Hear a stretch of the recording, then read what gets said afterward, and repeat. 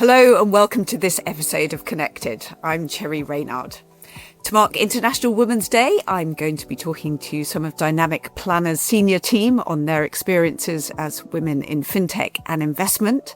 So with me today are Melinda Lovell, Dynamic Planner's Senior Enterprise Director, and Steph Willcox, Head Actuary. So welcome to you both.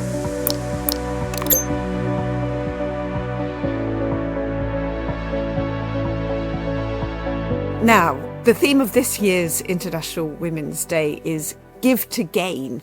Melinda, I'll start with you. I wonder what that means to you in the context of your career to date. Yeah, it was very interesting, Cherry. When I looked at the theme this year, I thought to myself, actually, what does that mean? And it was a moment of contemplation because, it's kind of fairly broad, isn't it? But I think it's giving opportunity, recognizing talent or seeing that there is opportunity for talent, and then supporting and nurturing that as it goes through and as you're working with those people. And I'd like to say that is how I felt when I entered, kind of investment and, FinTech, but there weren't really very many women. So whilst that did exist, it didn't exist in a female guise. So yes, I think that's what it is. It's giving that opportunity and recognizing it, seeing it in the first place. Yeah. And Steph, is that how you'd interpret it as well? Yeah, so I think me and Melinda came at this industry from two different angles. I came to it from the professional body of actuarial work, which is primarily male dominated. We still have 65% of actuaries are male in the UK, 35% female. And that's not really improved in the time that I've been in the industry. So I think give to gain for me is that I would like, by the time I come to the end of my career, to have maybe contributed at least something to help even out that balance a little bit and to help some women progress where they might not have otherwise, or give people something to think about in terms of a career that they might not have considered. So I think that's where I can give my time and I can give in that way, can't I? I hope that by the time I leave the industry, things are in a little bit of a better place. Definitely. Yeah, absolutely. And I mean, Steph, have you had opportunities to do that, sort of mentoring, sharing knowledge, advocating, those kind of things? Or, have you had an opportunity to do that to other people, or have other people helped you do that as well?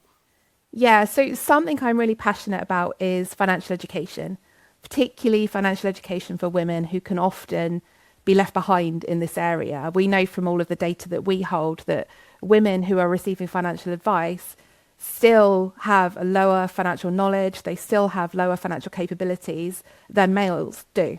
And, even with a guidance of financial advisors been helping them through. So I've been very lucky to be involved in quite a lot of financial education kind of programs. In fact, last year for International Women's Day, I gave a financial education presentation to Vodafone, which was lovely to be able to just talk about what financial stability means and to give people meaningful goals that they could aim towards in their financial journey. Obviously, when we're talking to a big group of people like that, people are in very different positions. You've got very young people just starting out in their careers who have no idea about what a pension is, whether they should be saving into it, what they should do with their money.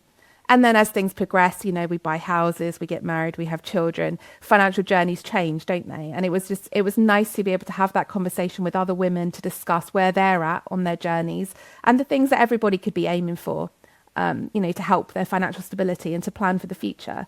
So that's something that I'm really passionate about. And I've been very lucky to get involved in that side of things on the financial education.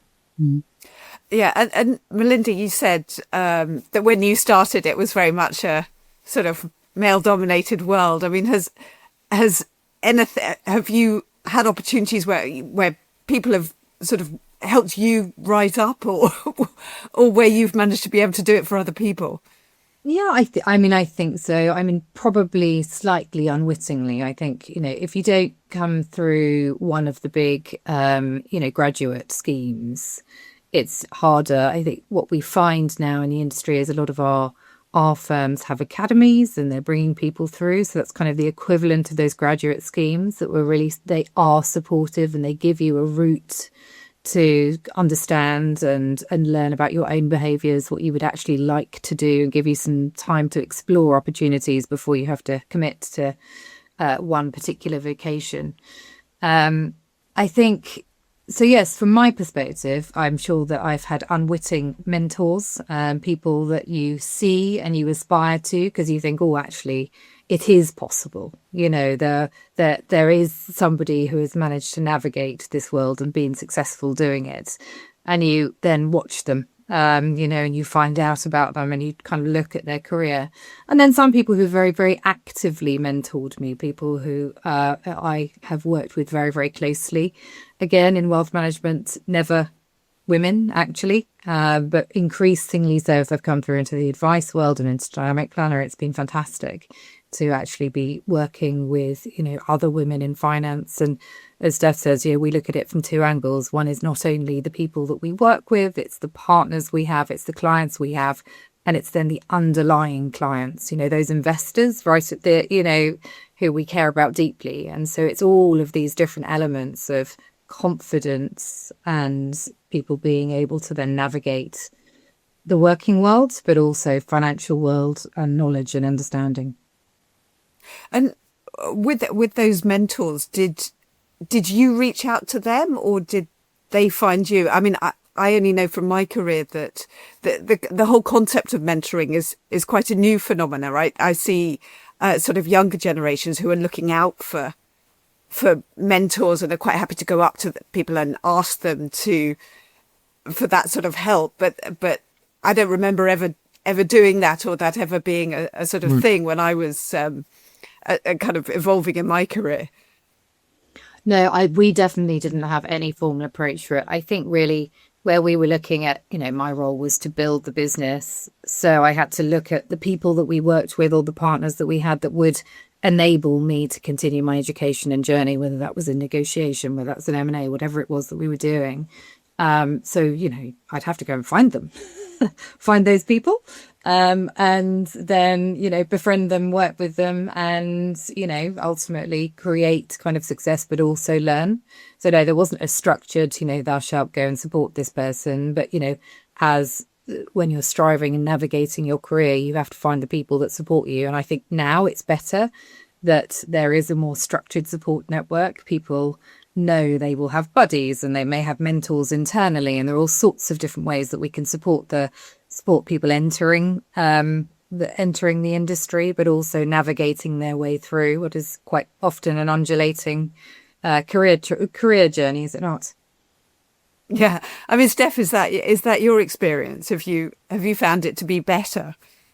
Yeah, I was quite lucky in that back in 2016, 2017, the Institute of Faculty of Actuaries, the professional body, they actually started up a mentoring program for women because they were aware, obviously, of the gender disparity within the profession. And they also knew that women, on average, leave the profession 15 years earlier than men. So they wanted to keep them in the profession. So they started up this program. And I was very lucky to be a part of that very first instance of this mentoring program. So as part of that, I actually got mentored by a CEO. He was male. Many of the mentors in the system were male. All of the mentees were female in that first year, at least. And he really, that time in my life, I had one young child. I hadn't yet had my second. And he really helped me to navigate that world of trying to have a career and trying to have a family. He himself had 2 young children, obviously not exactly the same situation, given that we know that most women are the primary caregivers and not the male counterparts. But he really helped me to understand how I could have a career and keep that family life, where I wanted it to be. So that I found that very useful. Obviously, that was a formally arranged mentoring program, which makes it easier because it was just something you could apply for. You could just write down your personal statement as to what you think you would benefit from having a mentor, and they matched you up to somebody they thought would be suitable. So that mentoring scheme still goes on today. These days it's actually open to males and females. So males and females can be mentees, males and females can be mentors. But it's just having that accessible option of a mentoring scheme that exists in a formal way means you don't have to run up to people hoping that they'll say yes to your mentoring request. Yeah, absolutely. Like a better version, Steph. Yeah. Yeah. Less scary, less anxiety inducing. Yeah. I'm wondering, these programs are obviously a good thing. I'm wondering how much that the sort of trickle down effect happens. I mean, you mentioned working with clients, and that there is still a sort of knowledge gap between men and women in terms of financial advice. I guess, are there things that you think still need to happen, or that would make a real difference, or are you actually seeing it sort of incrementally improve over time? Who should I put that to? I'll put that to you, Steph, and then to you, Melinda. I have definitely seen more women join the actuarial profession. I've seen more women join software. I've seen more women join financial advice. It's always difficult, and it always takes a lot of time for that kind of thing to happen. I think from a personal perspective, I do see, younger women coming up through in their careers, and I try and help if I can, because, I would help males in the same position, right? You want people to achieve things and be encouraged. I think sometimes us just existing can be enough. Like Melinda said, you see people in that position and you think, well, they've navigated it, so it must be possible. So I do think that, we have a lot of women working here at Dynamic Planner. We have a lot of people in the senior leadership team, and higher than that, sitting on the board as well. And I think sometimes just seeing people in that position, even if they're not directly related to how you work or what exactly you do, that by itself is sometimes enough to give people the motivation, or for them to grasp onto that concept that it could happen still. Yeah, absolutely. Same question to you, Melinda. Any thoughts on that? Yeah, I think so. We have quite a unique lens at Dynamic Planner because we work with so many advice firms, most of the market. And one of the jobs that, one of the things I do a lot working with the enterprise firms is look at their strategic direction. And when they're looking at their strategic direction, there'll be, what that surfaces is a lot of the pain points in the industry, because very few of them are related to just an individual firm. And pain points in the industry very often do come back to things like attrition, asset attrition.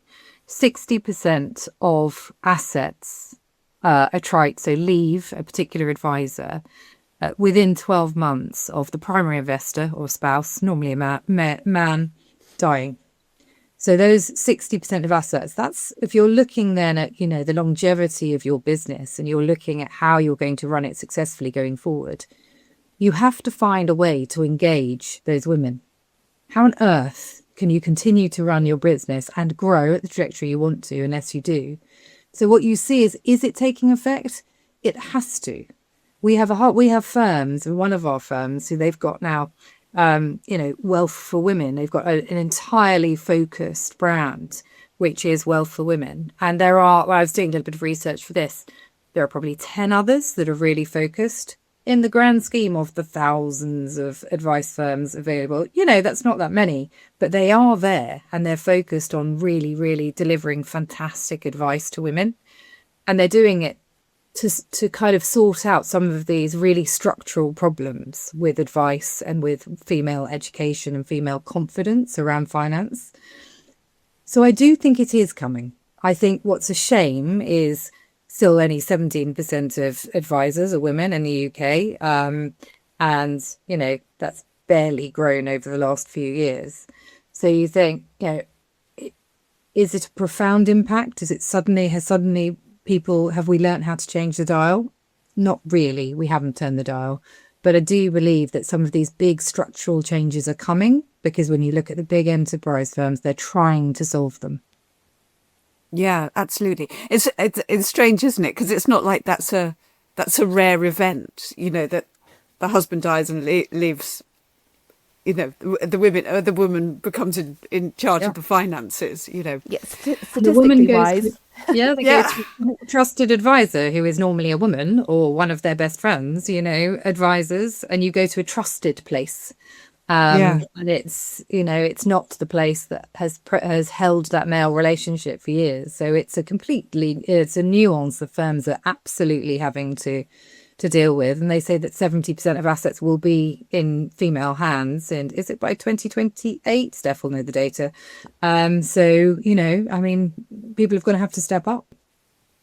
Yeah. What do you see as the biggest barriers?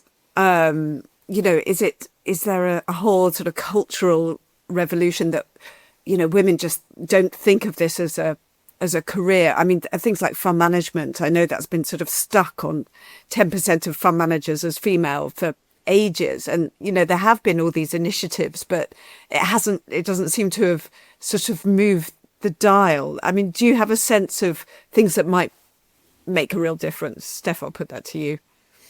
So it's interesting because obviously, so I'm an actuary, I studied maths at university, just straight maths. And it was about 60-40 in favour of females at that stage. So the women are out there studying these subjects, studying the STEM subjects that would lead to this kind of career. And I don't know what then the barrier is to continuing that into an actual career. Obviously, like I said, the actuarial profession is very male dominated, even at the entry level. So there are still decisions being made at a much earlier age that are stopping women from entering the professions that we're discussing today, you know, all around asset management and wealth management, the actuarial world. There is still blockers in place. And I don't necessarily know what those are at that young age. I think obviously as we get older, as we have competing priorities from home life and from work life, it's obviously much more obvious that the barriers exist. We have lots of barriers then in terms of time that we can give to these things and competing pressures and then competing guilt, obviously, over what we're spending our time doing. So I'm not sure what that initial blocker is, but I think we all understand what those blockers become through time as we get older. And I think that in those areas, there are lots that can be done to try and help the problems as we all get older. Yeah, Melinda, your thoughts on that? Yes, I was actually very interesting reflection on what you're saying, Steph, because I think why is that? Probably because nobody saw you. You know, what do people? What's the perception of actuaries? Yes, of course. You know, the actuaries they're older men. Yeah, and so you think, is it visibility? Because actually, you know, were there any women in wealth management when I came into it? No, not really. You always think of, you know, kind of slightly overweight pinstripe suits, overweight shirts and pinstripe suits. You know, you just kind of, that's the perception, isn't it? If you think, oh, tell me about an industry, what am I going to, you know, what are people going to be like? And I think that's the thing that hopefully, back to Steph's point right at the beginning, by the time that we all retire, we hope that perception will be different. Is that actually, I have two girls and they both think, you know, FinTech and investments are absolutely fantastic. Can't think of anything better. But, you know, on client calls, the observation will be that there still aren't very many women that I would speak to in our client accounts. And that will change over time, I hope. And hopefully, to Steph's point, you know, of your 60% of women who you're doing your degree with, more of them will choose an actuarial course or, you know, this type of profession, because their skill set is perfect for it, absolutely perfect for it. But if it doesn't feel like a relatable industry, you choose something else. Yeah.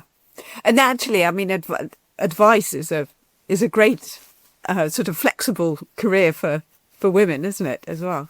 I wonder if there's any advice you give to women at the start of their career in these industries. Steph, I'll put that to you. I did say at the start, I am obviously an advocate for financial security for women.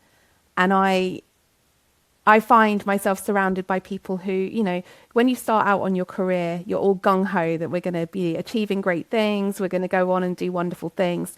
And you get a little sidetracked. You might get married. You might have children. And I think at that stage of life, it's really important that we try and balance what's happening in our lives at that point in time, because things happen, and at some point in life you may end up not with a partner. And if that does happen, it's a really horrendous thing to have that happen and then have no career and nothing to help yourself with. It's one of those, you've got to put your own mask on before you help everybody else, right? So I always say to everybody to stay in your career. I know it's extremely challenging when children are extremely little and you're getting up for work and you've had maybe 2 hours of unbroken sleep. But that survival period is what is going to set you up for the rest of your life. You do not want to turn around in 10, 15 years' time. Melinda and I were discussing this yesterday. 10, 15 years down the road, if you've taken that length of time off of your career, what you're returning to is going to be extremely different. If you can have a year or two of trying to manage that family life and then get back into work, you're setting yourself up for a much better situation. And obviously, if you do stay married, if you stay in your partnership, then you're making a much better life for your whole family.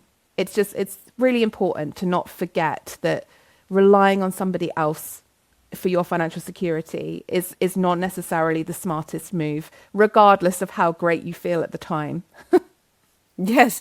Yeah, I'm amazed how many of my friends for whom a man is still the plan, that they don't have any idea about their sort of pension or future financial planning, and my husband takes care of that. It's quite something. It's not what we want to see. We want to see women involved in their own financial plans. But that also in itself, it manifests in terms of then the confidence of the next generation around their own finances. If they only see their mother as, if they only see their father as somebody who's capable of managing finances, they then also won't consider becoming an actuary, going into investment management, becoming a fund manager, because they don't consider that to be the place that they will, naturally reside. So you feel that there is a knock-on of that, as well as your own independent, your financial independence. You also want to nurture the next generation to have the confidence to do whatever they want to do, whatever they're going to be good at, rather than have the barriers of, what the perception is of a particular industry. Absolutely. I mean, Melinda, you mentioned earlier these sort of forward-thinking advisor firms that have built these sort of female hubs, if you like. I'm wondering if there are any other sort of practical, everyday ways that you've seen that people have done that can lead to real gains for women. I think, yes, there's observation on the industry. I think the industry is shifting to solve problems, as I said earlier. I think, there are then other firms, Dynamic Planner is one of them, where we have funds. I should have them in front of me because we've got all of the stats. But as Steph said earlier, we have a very high proportion of women on the board. We have very high, EMT and in senior roles. And you see there are more and more firms, certainly in the tech space, that are really then empowering, who's best for the job. And actually that the whole process of, is there a profile isn't actually relevant anymore. But yes, I think they are smaller changes. And I think it's just individual firms who are making changes rather than necessarily a kind of seismic shift. Yeah, absolutely. Steph, anything that you've seen? Yeah, I mean, obviously, post-COVID, we've seen, the working from home phenomenon that you can't argue has helped women out in the workplace. That flexibility of being able to work from home, still care for your children, still deal with your household, it's really opened up a world that women probably wouldn't have been able to get into before. I know of women who were uncomfortable with getting an office-based role because they just didn't think they had the time capacity to deal with it. But having that flexibility of working from home at least part of the time does give them that freedom then and a slight relief, really, that you think it's okay, the world's not going to collapse if I can't make it to the office today because I've got, children that have suddenly been sent home from school for whatever reason. So I think that, working from home has really opened up every industry. And I think we're obviously seeing a shift now to get people back into offices. And I worry that that's going to be too much, that we're going to drive away people who would have been in employment if they could have had more flexibility.